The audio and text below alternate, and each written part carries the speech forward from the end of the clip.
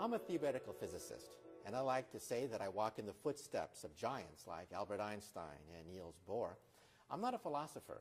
However, I am rather dazzled by the fact that many of the basic mysteries that we find in string theory and the theory of everything seem to be mirrored in the Zohar and in the Kabbalah. As a scholar, the most amazing thing of all is the degree to which modern astrophysics sounds like a Kabbalistic text.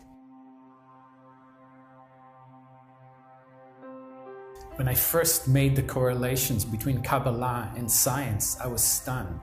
We do know that Isaac Newton had access to certain mystical texts, certain texts of the Kabbalah. Well, the Kabbalistic description of creation is coming from a single little point, from a speck, and of having matter form and time and space form all together at the very beginning. This sounds very much to me like the description of the Big Bang. I couldn't believe that the Kabbalists could derive these truths without really knowing any mathematics or physics. It is certainly true that in string theory, the number 10 is the dimension of space-time for supersymmetrical string theories, and 26 for bosonic string theories stand out as a requirement of the mathematics. All the things that could destroy string theory, all the things that do destroy every rival theory to string theory, they are all eliminated in precisely 10 and 26 dimensions. These dimensions are magic. We physicists don't know where these dimensions come from. The Zohar says those things. It could just have been a lucky guess. I don't know. The Zohar's notion that light is a realm of no time and no space is quite consistent with special relativity. What's been stopping it so far are, number one, the lack of a good concept, and I think the Kabbalah is offering that now in the context of modern science, and two, a reticence on the part of both scientists and people in religion to mix the two. It's rather amazing, this uncanny reflection of some of the most advanced cosmology coming from our satellites, coming from our atom smashers, coming from our blackboards, that are mirrored in the Zohar and ancient Kabbalistic texts. So when I was doing my research for that video, The Copernican Principle, Darwin's Trojan Horse, I was looking for material which would, the interdependence between evolution and heliocentrism. And one of the resources I came across was the work of a man by the name of Marshall Hall, who was a geocentrist who passed away in 2013, but a large collection of his writings and research is gathered at fixedearth.com. I highly recommend anyone checking that out.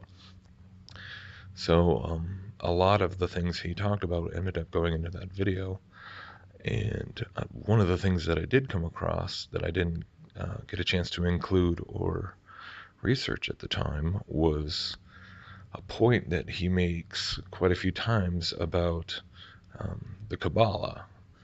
And basically he explains how the Kabbalah, prior to Darwin, prior to even the Copernican revolution, not only does Kabbalism, of course, carry with it the idea of a vastly expanding universe full of many different worlds and even the possibility of extraterrestrial life, but the very basic components of cosmic evolution itself, and even the age of the universe, which evolutionists confirm now, was already being taught in Kabbalistic texts back as far as the third century. And Marshall Hall really talks about three particular Kabbalists specifically, one being Isaac Luria, who lived in the 13th century, and then Nachmanides and Maimonides, who were, I believe, in the 1st and 3rd centuries. So I was just fascinated by this idea that the concept of evolution, specifically cosmic evolution, the Big Bang, going so many centuries back. Obviously, I've talked about this a little bit before. evolution being a spiritual concept that goes back into the Gnosticism of the Greeks and the Babylonians. So it wasn't too shocking, but that they would have so many. It's very specific. It's less vague than some of the other Gnostic concepts of evolution that I've come across. And so, as you can see by the clips before, when I set out to try and confirm the things that Marshall Hall was talking about, it not only was it easy to confirm, but it's pretty amazing that it's not just evolution, but so many of these other concepts of modern astrophysics, quantum physics, string theory, special relativity, all of these, basically everything that you can think of when it comes to theoretical, mathematically modeled, science or scientism, as we would call it, all of these theories, both the Kabbalists and, modern physicists like Michio Kaku are sitting here admitting it themselves. So it's really not much of a secret at this point. And I think the thing that really fascinates me the most about all this is that I think it really goes to show a concept that I've been really intrigued by ever since I first came into this flat Earth topic, when considering the idea of space being essentially just another theoretical fabrication, just like the fictional evolutionary ages, and all these millions of years that are just created out of nowhere to make the model work, to make this theory seem plausible. But getting into like the reasons behind it, why would you fake all these things? Why would you come up with all these phony theories just to remove God, just to create a framework of scientific materialism? And of course that's obviously a part of it, and that's, or at least a stage of it. And the more I've looked into this, and the more I've tried to understand it kind of in the context of the broader context of the Great Deception and where the Bible says it's all going to come back around to, I think what really makes sense is understanding all of this deception as part of a spiritual deception, designed to bring us back to this place of embracing ancient mysticism, embracing what the Bible calls Mystery Babylon. I mean, that's what Kabbalah is. I mean, you hear these guys talking about how some of these ideas go back 3,000 years. Well, where 3,000 years? Where do you think they were getting that from? They weren't getting this from Moses. They weren't getting this from Abraham. They got it in Babylon. They got it from the pagan kingdoms that were involved in witchcraft and sorcery and occultism, which is exactly what Kabbalah is. It is satanic, and so I think when you're connecting the dots between Kabbalism and all these phony theoretical constructs that are being passed off as science today, I mean, to me, it just makes perfect sense. And I've been kind of talking about this from various angles in other videos, whether it's talking about gravity or talking about space or talking about the concept of aliens. It's all about bringing it back to the spiritual. It's a spiritual cosmology. It's an evolutionary cosmology. And in this discussion from this guy, Dr. Daniel Pratt, he talks about all these things, and he also talks about this concept of oneness, of monism, basically. Energy turns into matter, which turns back into energy. There's no precise plan for creation worked out in advance. Rather, by an intricate and unrepeatable combination of chance and necessity, humanity has evolved from and along countless other forms of life over billions of years. Ultimately, our evolutionary history is uplifting because it enables us to see that we are part of a wholeness, a oneness. To be religious means, in the words of another contemporary physicist, to have an intuitive feeling of the unity of the cosmos.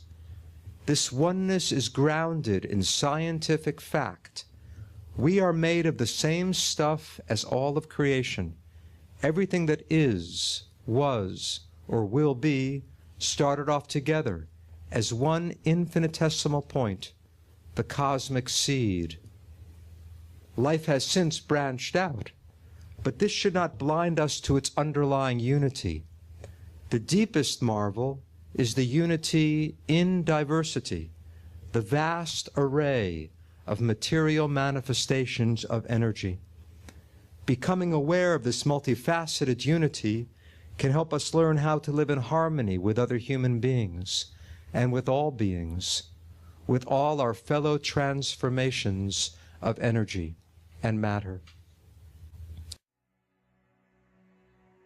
And this is something that I've been, I made a video about this. One of the first videos I made was about the myth of oneness, featuring excerpts from a teacher named Carl Teichrieb.